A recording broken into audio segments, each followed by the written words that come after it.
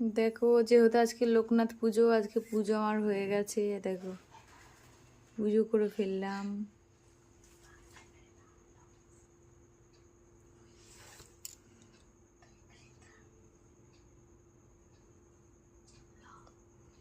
সবারকার পুজো হয়ে গেছে বন্ধুরা।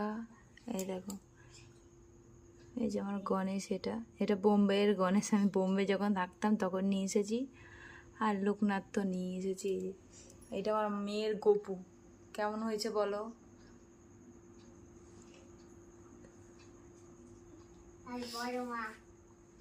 হ্যাঁ,